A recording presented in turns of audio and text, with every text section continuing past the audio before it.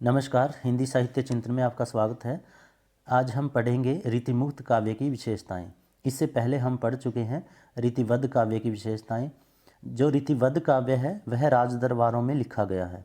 लगभग सभी रीतिवद्ध कवि किसी न किसी राजा के राज दरबार में राज आश्रय प्राप्त किए हुए थे, इसलिए वह काव्य राज दरबारों में लिखा गया है। और जो रीतिमुक्त काव्य है वह राज दरबारों से बाहर कवियों ने अपने स्वतंत्र हृदय से लिखा गया है। इसीलिए रीतिमुक्त काव्य की विशेषताएं रीतिवद्ध काव्य की विशेषताओं से अलग हैं। रीतिमुक्त काव्य है क्या? रीतिकाल के वे कवि जो रीति के बंधन से पूर्णतः मुक्त हैं, यानी कि जो रीति के बंधन को बिल्कुल नहीं मानते, रीतिमुक्त कवि कहे जाते हैं। इन्होंने ना तो लक्षण ग्रंथ लिखे हैं और ना रीति की जानकारी का उपयोग अपने काव्य में किया, अपितु इन कवियों ने हृदय की स्वतंत्र वृत्तियों को काव्य का विषय बनाया, यानी अपने स्वतंत्र हृदय से अपना काव्य लिखा है। रीति के बंधन से मुक्त होने के कारण ही इन्हें रीतिमुक्त कवि कहा गया। इन कवियों में प्रमुख हैं घनानंद, बोद्धा, आलम और ठाकुर। इनके अतिरिक्त द्विज देव कवि भी रीतिमुक्त काव्य के अंतर्गत आ जाते हैं। लगभग सभी रीतिमुक्त कवि कहीं ना कहीं अपने निजी जीवन में अपने प्रेमिका से आहत हुए हैं, अपने प्रेम से आहत हुए हैं। उसी विरह अवस्था का चित्रण वे अपने काव्य में करते हैं। जैसे घनानंद है, घनानंद मोहम्मद सारंगीले के यहाँ मीर मुंशी थे। उसी दरबार की नर्तकी जिसका नाम सुजान था उससे प्रेम करते थे। दूसरे दरबारियों ने राजा के कान भर दिए और उन्होंने कहा कि घनानंद बहुत अच्छा गाते हैं, इसे गीत गाने को कहिए। राजा ने उससे गीत गाने को कहा, लेकिन घनानंद ने इनकार कर दिया। तो दूसरों ने कहा कि ये ऐसे नहीं गाएंगे, अगर सुजान कहे तो ये गाएंगे। तो सुजान को बुलाया गया। सुजान के कहने से घनानंद ने गीत गाया।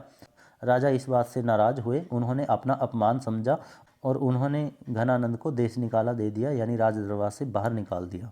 घनानंद ने सुजान को भी अपने साथ चलने के लिए कहा, लेकिन सुजान ने उसके साथ आने से इनकार कर दिया।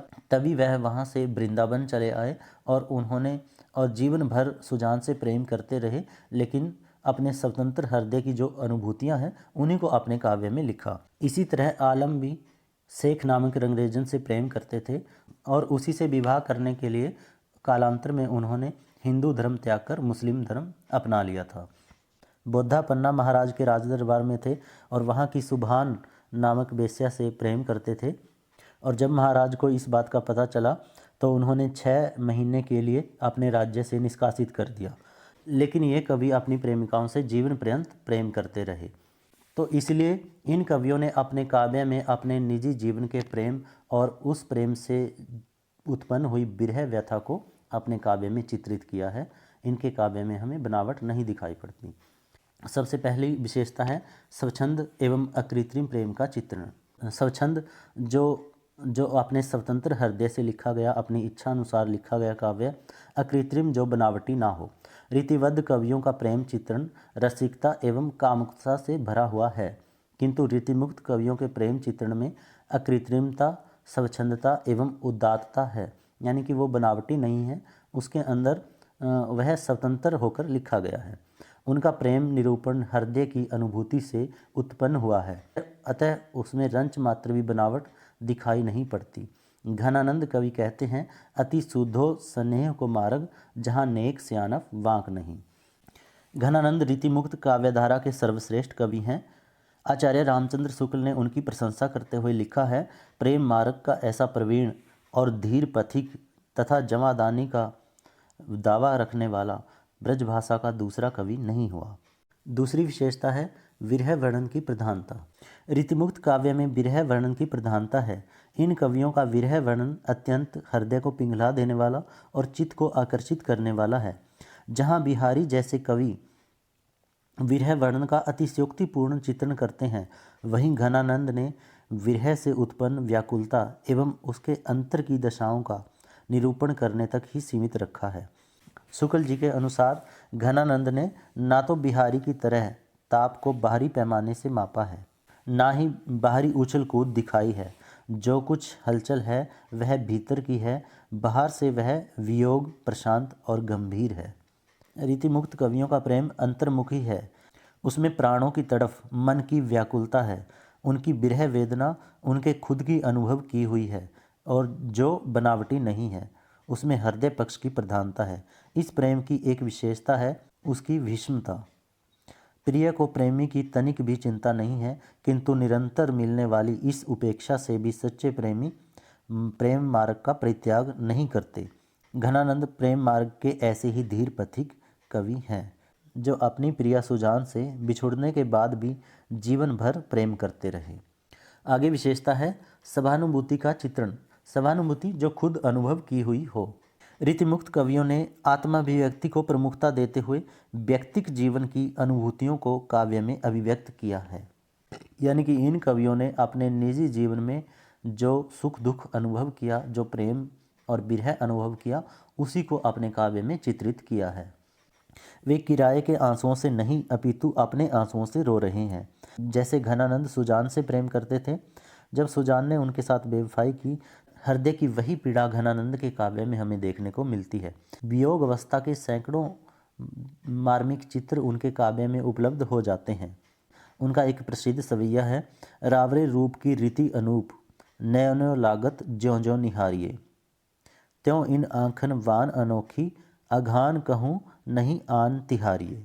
अधिकतर रीतिमुक्त कवि अपने व्यक्तिगत जीवन में किसी प्रिय पात्र से प्रेमाहत हुए थे। उसी सहानुभूति प्रेम वेदना का चित्र उनके काव्य में है।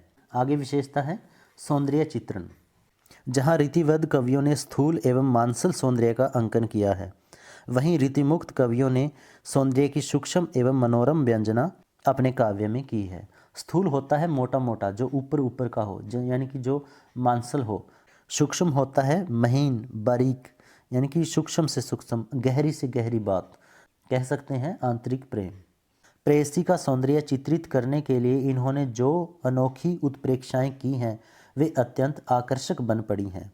इन कवियों ने नायिका की चेष्टाओं, हाव भावों एवं सौंदर्य का वास्तविक और अनुभव किया हुआ प्रभावपूर्ण चित्रण किया है। घनानंद सुजान के सौंदर्य का चित्रण करते हुए कहते हैं, झलकै अति सुंदर आनन गोर, छकै दृग राजत कानन छवै, हंसी बोलन में छवि फूलन की, बरखा उर ऊपर जाती है हवै। आगे विशेषता है प्रकृति चित्रण। रीतिमुक्त काव्य में उपलब्ध प्रेम चित्रण प्रायः उद्दीपन रूप में है। उद्दीपन रूप होता है जब प्रकृति को देखकर कवि की भावनाएं और भी अधिक उद्वेलित हो जाती हैं, भड़क जाती हैं, और उनसे प्रेरित होकर जब कवि अपनी कविता लिखता है तो वहाँ पे प्रकृति का उद्दीपन रूप होता है। पवन को दूत बनाकर नायिका उससे अनुरोध करती है कि तू मेरे लिए मेरे प्रिय की चरण रज, यानी कि चरणों की धूल ला दे, मैं उसे अपनी आंखों से लगाकर बिरह व्यथा दूर कर लूँगी।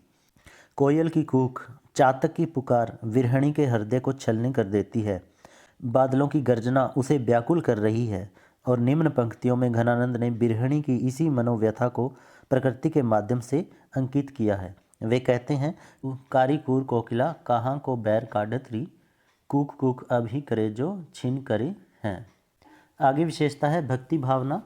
रीतिमुक्त काव्य में हमें प्रेम के साथ साथ क्षीण सी, यानी हल्की सी भक्ति भावना की धारा भी प्रवाहित होती दिखाई देती है। यद्यपि रीतिमुक्त कवि उच्च कोटि के भक्त तो नहीं थे, परंतु उच्च कोटि का कवि होने के कारण उन्होंने अपने आराध्य का यशोगान किया है। घनानंद का सुजान प्रेम तो कृष्ण के प्रेम में ही बदल गया था, जिस तरह से रसखान कवि की गणना कृष्ण भक्त कवियों में होती है। घनानंद कवि अपने आराध्य कृष्ण की भक्ति करते हुए लिखते हैं, एक आस एक विश्वास प्राण गहे वास, और पहचान इन्हें रही काहू सो नाहे, चातक लो चाहे घनानंद तिहारी, और आठों जाम नाम ले बिसरी दिन मौन है। इसी तरह से घनानंद ने श्री कृष्ण की मुरली ब्रजमंडल में उनकी लीलाओं से संबंधित वस्तुओं आदि का वर्णन करके अपनी भक्ति भावना दर्शाई है। आगे विशेषता है लाक्षणिक भाषा का प्रयोग। रीतिमुक्त कवियों ने लाक्षणिक भाषा का जैसा प्रयोग किया है वैसा अन्यत्र दिखाई नहीं पड़ता, यानी कि वैसा कहीं और दिखाई नहीं पड़ता। आचार्य रामचंद्र शुक्ल ने घनानंद की भाषा की प्रशंसा करते हुए लिखा है, इनकी सी विशुद्ध सरस और शक्तिशालिनी ब्रज भाषा लिखने में और कोई कवि समर्थ नहीं हुआ। भाषा के लक्षक और व्यंजक बल की सीमा कहाँ तक है, इसकी पूरी परख इन्हीं को थी। भाषा पर जैसा अचूक अधिकार इनका था वैसा और किसी कवि का नहीं। इन कवियों ने साफ सुथरी ब्रज भाषा में अपनी काव्य की रचना की। इनकी भाषा में सरसता कोमलता के साथ साथ नवीनता भी है। रीतिमुक्त काव्य अधिकतर मुक्तक शैली में लिखा गया है। तो निष्कर्ष रूप में कहा जा सकता है कि रीतिमुक्त काव्य हिंदी साहित्य की अमूल्य निधि है। प्रेम की पीर के गायक इन कवियों ने प्रेम के उदात्त स्वरूप से लोगों को परिचित कराया, तो दूसरी ओर रीतिकालीन अलंकरण और चमत्कार प्रियता से कविता को मुक्ति दिलाई। भाषा की लाक्षणिक शक्ति का प्रयोग करके इन्होंने अनुभूति को प्रभावी ढंग से अभिव्यक्त किया और काव्य रसिकों की प्रेम की मार्मिक अनुभूतियों से लोगों को परिचित करवाया। निश्चय ही घनानंद हिंदी के महान कवियों में से एक हैं जो रीतिमुक्त धारा का प्रतिनिधित्व कर रहे हैं। हमारा विषय पूरा हो जाता है। वीडियो आपको कैसी लगी कमेंट में ज़रूर लिखिएगा और चैनल को सब्सक्राइब ज़रूर कीजिएगा। धन्यवाद।